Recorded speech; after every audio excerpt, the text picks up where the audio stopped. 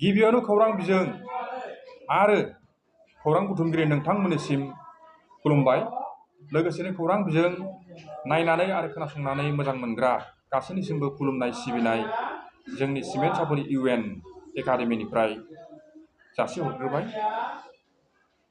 दिनै नोंथांमोननि सिगाङाव मिथिहोनो लुबैदों दि 2009 मायथाइयाव जोंनि बर' राव बिजोंखौ बुहुमाव जोरसार खालामनो थाखाय फसंजानाय फरायसालि सिमेन्ट सापरि UN एकाडेमियाव आथिखालाव बिथराइ आरो फाइलि थाखोनिफ्रायनो थाखो 12सिम फोरोंथाय होनाय जायो।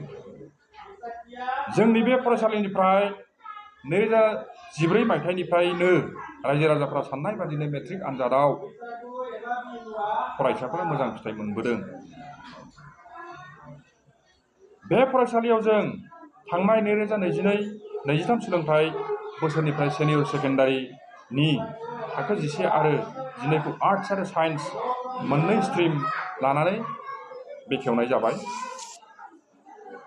फरायसाफोरनि खाबुनि थाखाय जों देग्लाय आसाम सरकारा गनायथि होनाय बादियै थाखो 11 आरो 12 खौ बर' बिजोंजों लोगोसे इंराजि बिजों बे मोननै बिजोंजों सोलोंथाइ होनायनि राहा लानाय जादों। समजों गोरोबहोनो थाखाय स्मार्ट क्लासरुमनिबो राहा लानाय जादों। जोंहा गावहानो साइन्स लेबरेटरिबो दंखायो। फोरोंथाय होनो थाखाय जोंहा थोजासे रोंखा-राखा फोरोंगिरि एबा एक्सपिरियेन्स फेकाल्टिफोर दंखायो। बेजों लोगोसे जेराबलि नेटखौ उथ्रिसार जानो हानायनि इन्टिग्रेटेड कर्सबो होनायनि राहा लानाय जादों।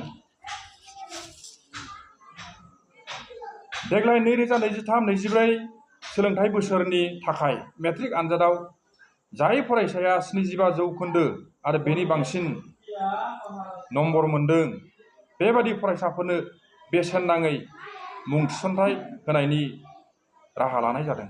बेनिखायनो मुं थिसननो गोसो जानाय फरायसाफोर लोगोसे बिमा-बिफा नोंथांमोनखौ सिमेन्ट सापरि UN एकाडेमियाव थोंजोङै सुलाद लानो थाखाय गुरै खावलायबाय। गोजोन्थों, खुलुमबाय।